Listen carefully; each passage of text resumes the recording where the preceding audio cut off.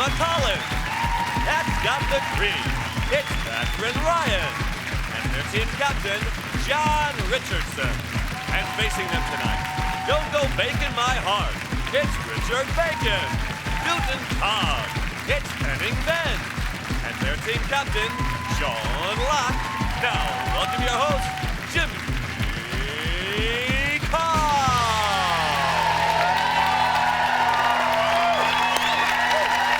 Hello and welcome to 8 out of 10 Cats, a show about opinion polls, surveys and statistics.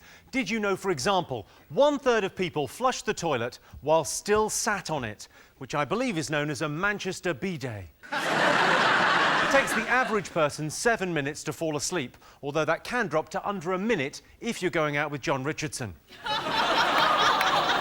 Which you're not. No one is.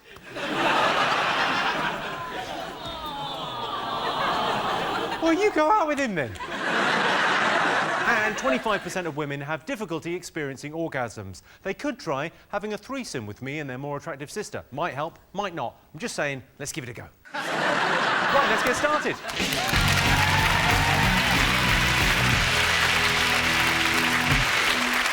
What are you talking about? That's the name of our first round. It's our panellists' job to guess the British public's top 3 most popular talking points. John's team, what do you think the nation would be talking about? The snow. Oh, Gemma, straight in there. Well, because it was like really changed all the colour of the country and stuff. How do you mean it's changed the colour of the country? Is it quite insightful? No, because when you look out your window, like obviously there's grass and there's grey buildings and like you drive through London, but when it snows, it's beautiful. So I think that's a hot topic to talk about. That's good. Yeah. It's a cold topic. Oh, yeah. First reason why John doesn't have a girlfriend, that is. In a continuing series, let's see how high we can get. There's my voice, that's number 2. Hello, number 3. You know who I envy in the snow, in this weather? It's the only time of the year I envy dog walkers. Because I just think, oh, it'd be great, you know, when they have the dog has a crap and you've got something warm in your hand for a bit.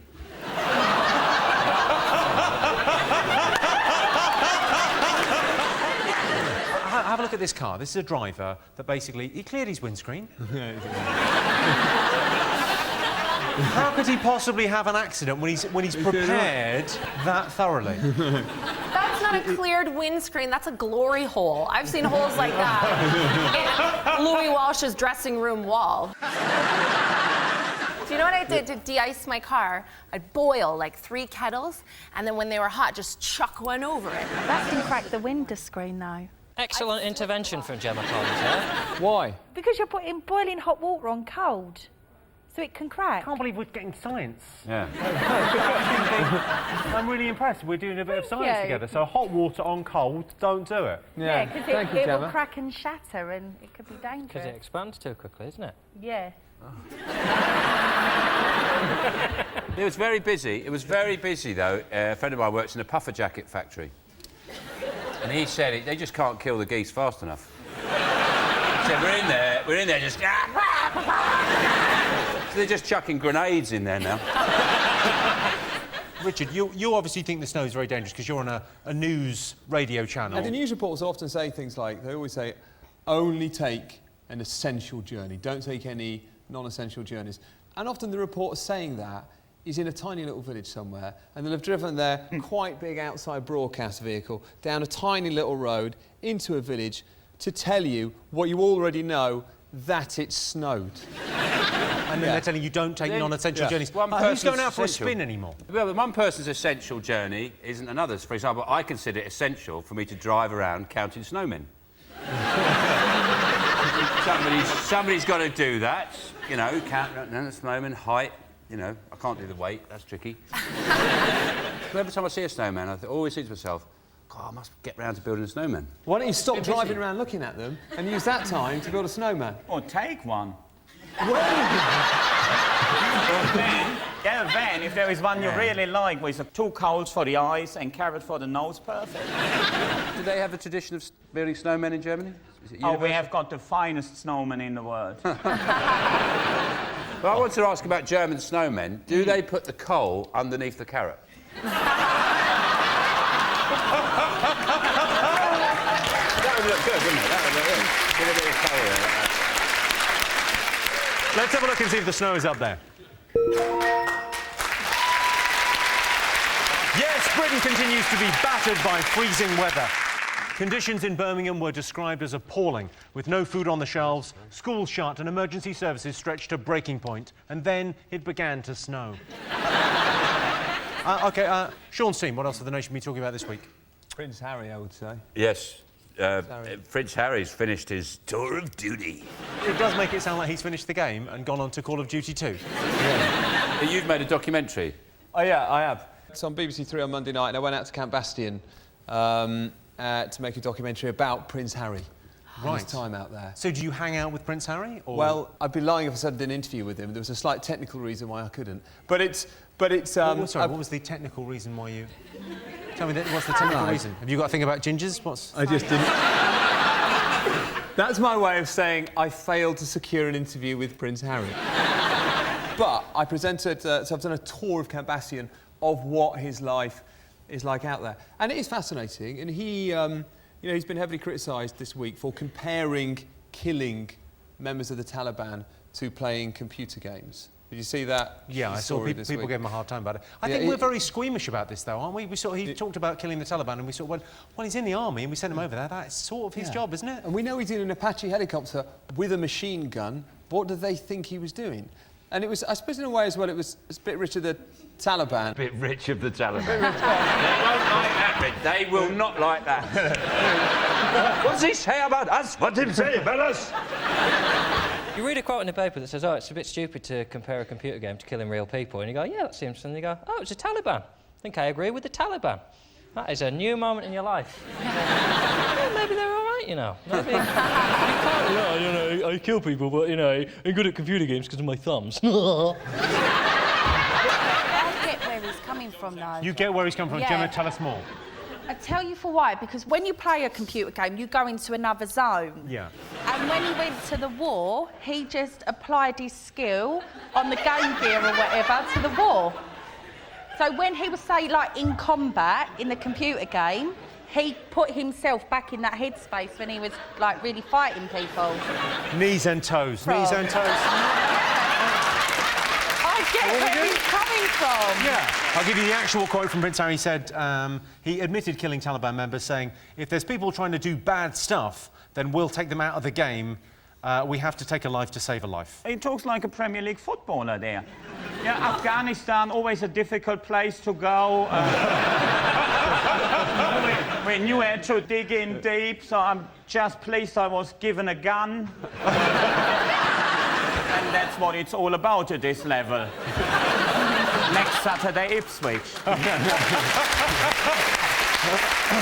He has been prepared, though. Like, no wonder Prince Harry's killing Taliban. Look at his entire life. Murdering the dance floor, slaying babes every night, carnage. That's who he is. But why is there a war there? Because they've caught Osama bin Laden. Good question. They've caught Saddam Hussein. Yeah. So what's what they're fighting for now? Basically, That's a good the question. Taliban don't like fun. No, it's at war with Afghanistan because they've got loads of grit. And that is what Britain needs every winter. Doesn't have enough grit, and that is why Britain is in Afghanistan getting all the grit. I just think it's all a waste of money. Like, you know, these wars cost money and stuff, surely. They do. It's a waste of money. It's You're a the waste- people that gave us vajazzles. Let's not start. All right, then, I'll let you off. Let's have a look and see whether Prince Harry is up there. Yes, indeed. Prince Harry has returned from Afghanistan. No one's quite sure what Prince Harry is going to do next, but he's served in the army and his mum died when he was young, so he could go a long way on X Factor.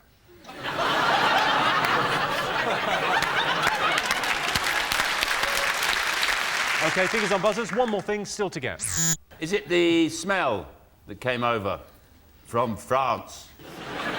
The smell in the week was released and it came directly across. Did people not know about this? Yeah, I knew that. So, Jimmy, what was it? What did it smell of? It's apparently it smells of sweat, garlic, and rotten eggs, according to reports. It's called Mercaptan. Mercaptan, and it came from a French factory, didn't it? And then it wafted over. It wafted over the channel. Yeah, well, I mean, it's impossible to comment on this without being anti-French. So why try? Yeah. You know it must be bad when even the French notice the smell. Well, I think... Could you smell this in Essex? No. We would not have come out of our houses if we'd have smelt it. But then equally, I think the bigger debate is, what if you were a village sort of 5 miles away and you knew you could smell it in the other village but not in yours? Would you drive to smell it? You know who you are? My sister had a boyfriend who would purposely go in the loo after she'd been in there and be like, yeah. And she was like, don't go in, don't go in. And he was like, I'm not, I'm just getting hand towels. It wasn't me, can we you. just say? Can we just clear that out? I think it was glad to see, because they were calling it Le Pong. It's nice to see Pong getting a bit of work without Ping piggybacking on it. Because Ping got the big microwave contract about 20 years ago. Poor old Pong's like, you off out again? Yeah, I'm doing the microwave gig. I'll just wait until someone plays that game from the bloody 70s again. Poor old Pong. The thing that is concerning, like, everyone's going on about the smell, but what if there is some bad stuff in that gas that has got into our bodies if you did breathe it in, and it's like eating our organs and you don't know it? Could be melting our brains. It could be, it could be. People my age don't really watch the news because they find it boring. How old are you? 32.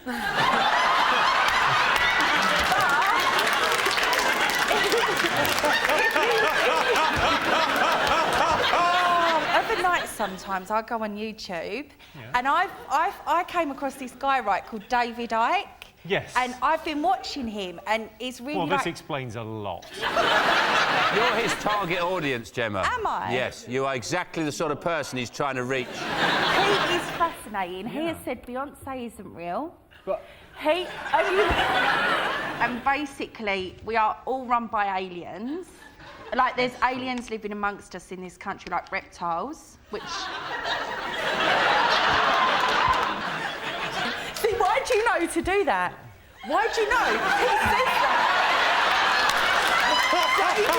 David says they pull off their... he shows it on the thing. They pull off their faces? Yeah. Well, I imagine when you take the fake tan off, it looks different. Yeah. Why should we just believe that this gas has just come? Why did it come? What is it doing to us? You sound like you've just smoked your first joint. I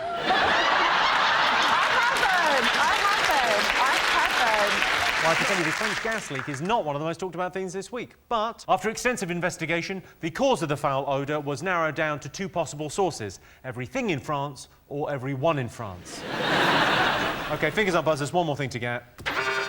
Go ahead. Is it the fact that everyone in the world's a lizard? I assume so, because I didn't know until this evening. I'm only learning this now. Have you ever watched a lizard? Have you ever watched a lizard? There's no way lizards could take over the world because they're so fucking slow. They're like this.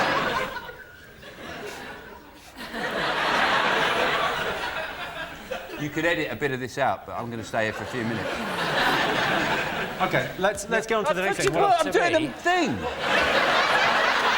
Stop being a lizard. How is that lizard going to take over the world, Gemma?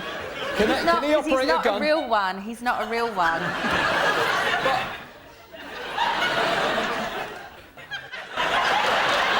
He's right, Jimmy. He's right. John's team. The referendum. Well. There's this bloke called David Cameron. There's this referendum's come about, and we've got to sort it out. And this is where I'll come to you. Because I know what the word is, but I don't know really what a referendum is. It's like getting your news in Braille and you're wearing gloves. They're saying we're going to have a referendum, which is a vote on whether we're in or out of Europe. That's what That's what it was about. Yeah, I know now. That's it, yeah. I think what we're proving here is that there should not be a referendum on Europe. Cameron says that the British people should have their say. No, when the British people vote, they keep Rylan and Spidey in. You don't want to do that. I mean, that whole nonsense debate here in Britain, if Britain is in Europe or not. What a nonsensical debate. To anyone who thinks that Britain isn't in Europe, you can smell France. And don't even get me started on that Scottish independence. We don't need more country in Europe, we need fewer countries in Europe, and they all need to speak with one voice. Which is German.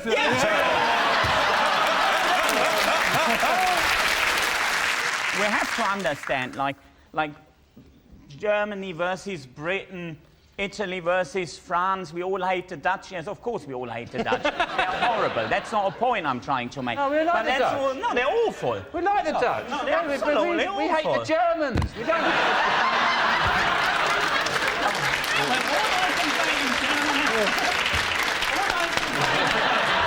Let's have a look and see whether Cameron talking about the EU is up there. Yes, David Cameron has promised an in-out referendum on Europe. France and Germany have said Britain can't pick and choose its terms with Europe. There are just two things you need to remember, France and Germany: World War I and World War II. Well, third time lucky.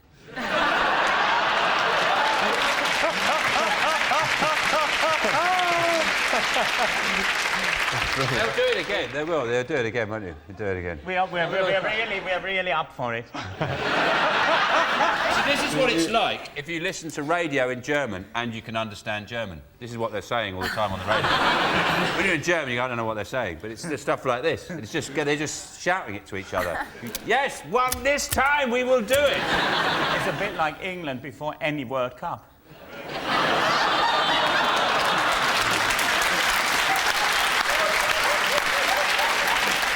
At the end of that round, Sean, Henning and Richard have 1 point. John, Gemma and Katherine have 2. So our next round is Pick of the Polls. John, Gemma, Katherine, pick a question.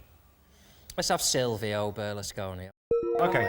This week it was reported that 76-year-old billionaire and former Italian Prime Minister Silvio Berlusconi is suing a magazine for photographing him with a harem of beautiful young women.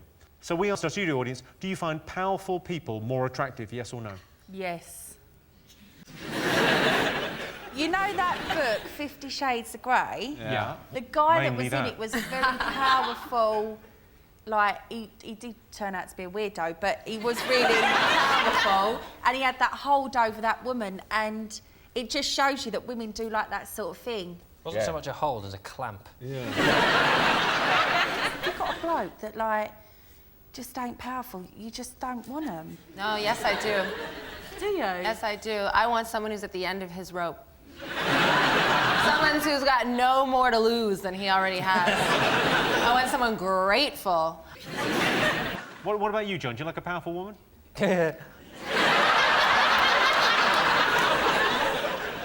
Well, I was so sure you were going to say powerful man there. Yeah. Power, just for power's sake, is boring, isn't it? If they're powerful because they've done something, like a rhino is powerful. Rhinos don't do anything. No, but that's what I'm saying. I wouldn't shag a rhino. If a rhino had done something amazing. You would then shag it? Well...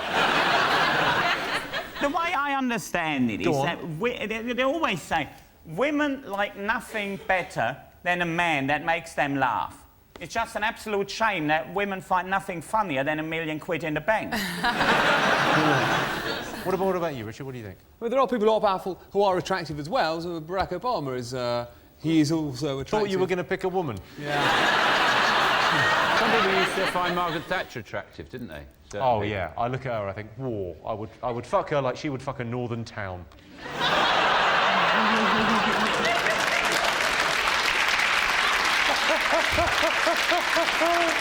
So the question is, do you find powerful people more attractive, yes or no? We asked our studio audience. What do you think they said, Sean? I think they said, nah. OK, what do you think, John?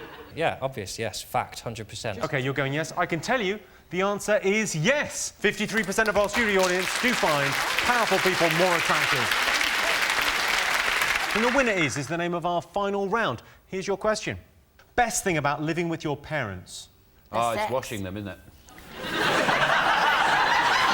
For the age my parents are at, it's getting up in the morning and giving them a good wash. It's like, it's like the elephants in the zoo. I just stand them on the end of the table. I get hose, I just scrubbing them all down. How big are your parents? Also, if you live with your parents, you can keep tabs on your inheritance, can't you? So, you don't need to have an evening meal. You had a big lunch. You don't need a new carpet. It's fine. Just take Eating glasses on off. Bonacardi, you'll be fine. No, don't spend that. Well, this is mine.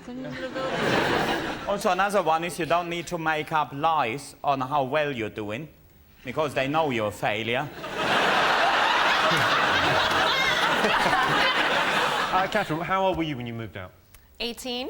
18, and you Yes. never went back? I never went back. I came to the UK by myself, and I'm a working foreign single mom. Whoa.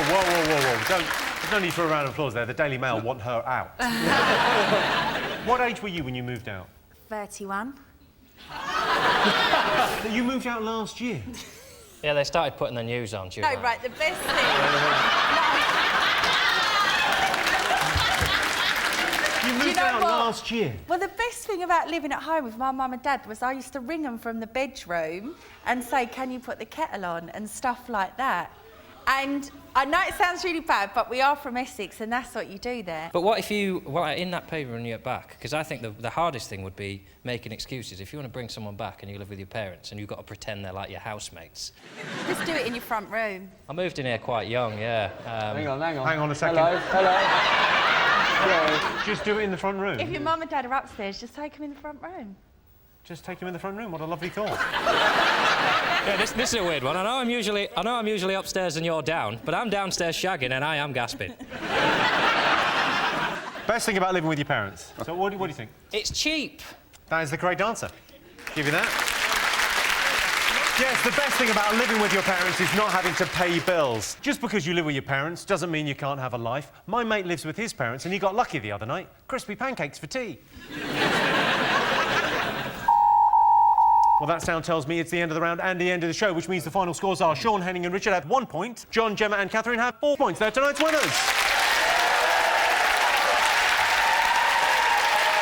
Thanks to all our panellists, our wonderful studio audience, and to all of you for watching at home. If you want more, tune in to 8 out of 10 Cats Uncut on Tuesday. That's it from us. Good night.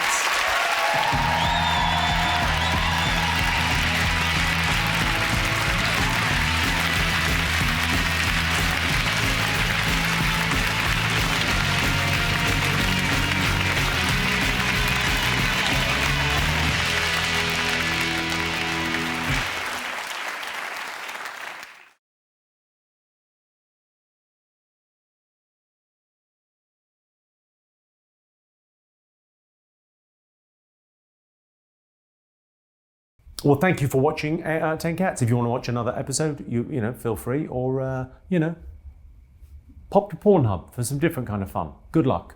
You can also go to jimmycarr.com and buy tickets to see me live. I'd love that. I'd like it if you liked and subscribed. But don't feel pressured. Do your thing. You be you.